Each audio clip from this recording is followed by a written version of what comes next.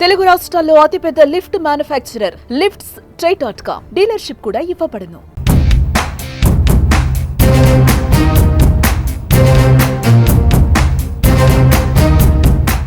దేశవ్యాప్తంగా ఉద్యోగులకు అదిరిపోయే వార్త వినిపిస్తోంది.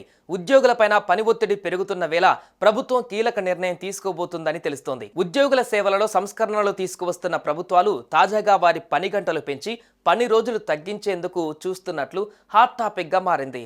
ఈ కేంద్ర బడ్జెట్లో కొత్త లేబర్ కోడ్ నిబంధనల అమలును ప్రకటించే అవకాశం ఉన్నట్లు, లేబర్ కోడ్లను ప్రభుత్వం ఉద్యోగులకు దశలవారీగా అమలు చేసే అవకాశం ఉందనే వార్తలు వినిపిస్తున్నాయి.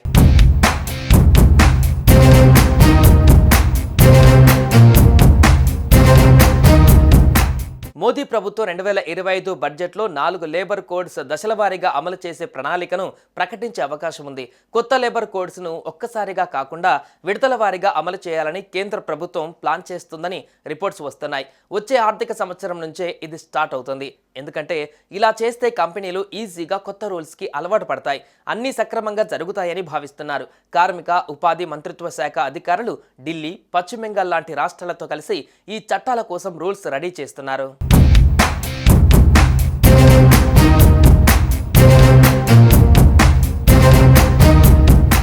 ఈ దశలవారీ ప్లాన్ 3 ఫేజుల్లో ఉంటుంది. ఫేజ్ 1లో అయితే 500 మందికి పైగా ఉద్యోగులు ఉన్న పెద్ద కంపెనీలు మొదటి సంవత్సరం నుంచే కొత్త రూల్స్ పాటించాలి. ఫేజ్ 2లో 100 నుంచి 500 మంది ఉద్యోగులు ఉన్న మీడియం సైజు కంపెనీలు 2వ సంవత్సరం నుంచి కొత్త చట్టాలను లోబడి ఉండవలసి ఉంటుంది. ఇక ఫేజ్ 3 వచ్చేసరికి చిన్న కంపెనీలు అంటే 100 కంటే తక్కువ మంది పనిచేసేవి, వాటికి మాత్రం రూల్స్ పాటించడానికి ఏకంగా 2 ఏళ్ల టైం ఇస్తారు. ఎందుకంటే మన దేశంలో 85% పైగా వ్యాపారాలు చిన్నవి, మైక్రో లెవెల్లోనే ఉన్నాయి. అందుకే ఇలా విడతల వారీగా చేస్తే వాళ్ళకి ప్రిపేర్ అవ్వడానికి టైం దొరుకుతోంది.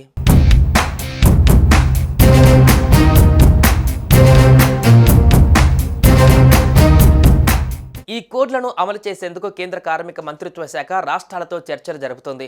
ప్రస్తుతం పశ్చిమ బెంగాల్, ఢిల్లీ వంటి రాష్ట్రాలతో ముసాయిదా నిబంధనలను ఖరారు చేసే పనిలో మంత్రిత్వ శాఖ బిజీగా ఉంది. మొదటి దశలో వేతనాలు, సామాజిక భద్రతా కోడ్పై కోడ్ను అమలు చేయాలని ప్రభుత్వం భావిస్తోంది. వచ్చే మార్చి నాటికి అన్ని రాష్ట్రాలతో ముసాయిదా నిబంధనలను ఖరారు చేసే యోచనలో ప్రభుత్వం ఉంది.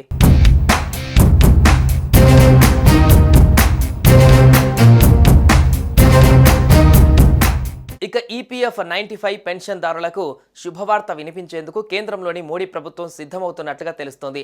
ఈపీఎస్ 95 పెన్షన్దారులకు హయ్యర్ పెన్షన్ విషయంలో సానుకూలమైన నిర్ణయం తీసుకునే అవకాశం ఉందని వార్తలు వస్తున్నాయి.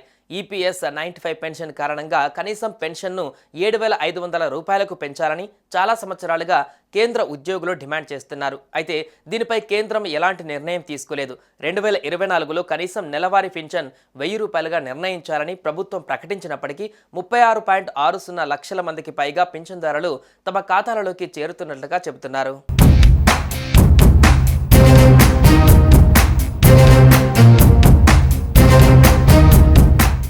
సుమన్ టీవీలో మీ పర్సనల్ అండ్ బిజినెస్ ప్రమోషన్స్ కోసం కింది నెంబర్కి కాంటాక్ట్ చేయండి.